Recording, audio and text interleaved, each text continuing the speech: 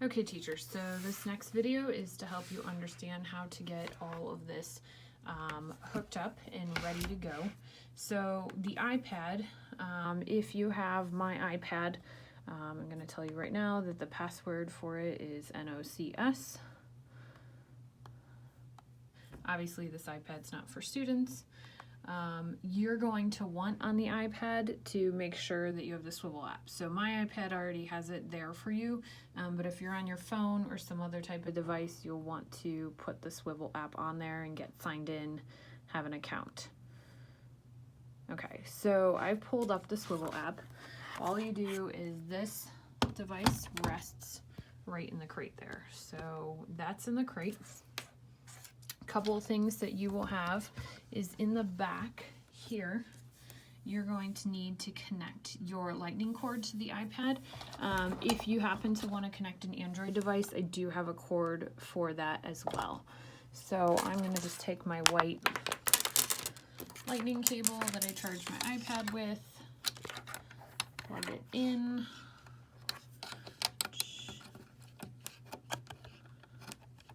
There. Plug this cord into the side here. You might want to play around with how you have your device oriented in there so that it lines up the right way. So that's plugged in, and then you also need the audio cable plugged in. So your audio cable goes here into the mic one, and then it also goes over here into the other mic. So you can see that the port on the back is flashing red. It is asking for me to charge it more. Okay, so that's plugged in there. So I have my device connected. Now in the Swivl app, you're going to notice a couple of things. There's your mic.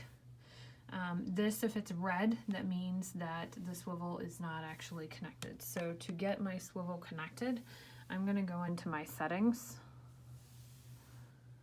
And I'm going to go under Bluetooth, and I'm going to find my Swivl and tap it so that it can connect. In theory, I guess you maybe shouldn't have to connect the lightning cord. I should have maybe tried that. So you can try with or without the lightning cord. Technically, if you have Bluetooth, it should be able to pick up the Bluetooth. Oh, go figure. I have to turn on my Swivl because it's not actually turned on. Hold the power button in order to turn it on, and you'll notice it move. You'll notice both buttons are red because right now my remote's not connected. I'm not moving around with it. It does say my Swivl is connected. So now if I go back, I want to make sure I allow it to communicate. And you'll notice that this is turned white, and it does. The Swivl marker is not connected. So the Swivl marker is this guy that lives right in here. So the marker actually gets worn around your neck as you are filming. So right now you'll notice this is ready to rotate, but then the Swivl marker is not connected. So to connect my Swivl marker, there's actually a power button on the side of it, and I'm going to hold that in. And when I hold it in, I'll notice they're both going to turn green. So now, as I move my marker,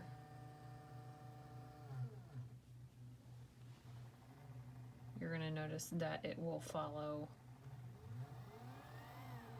my marker. It will find my marker wherever it's at. So it is not super fast, so do keep that in mind. If you are teaching, you may need to move a little bit slower and not go too crazy around. If you get too far out of range, it can't seem to spin back around.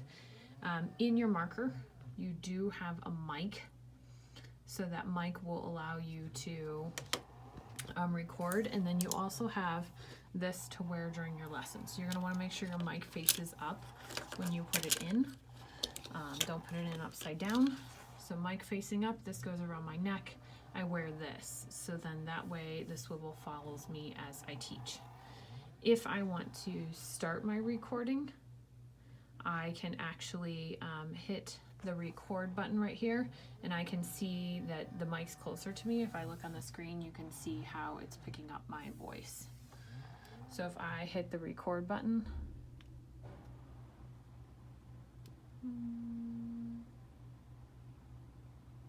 let's see if I can get it to record. I could also tap the record button there.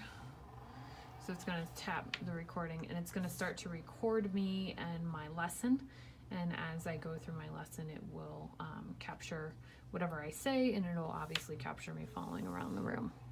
When I'm done with my recording, I can hit the recording button and it stops. So for whatever reason, it didn't want to start. You might need to play with that a little bit. Start, stop recording. If I hit the X up in the corner here,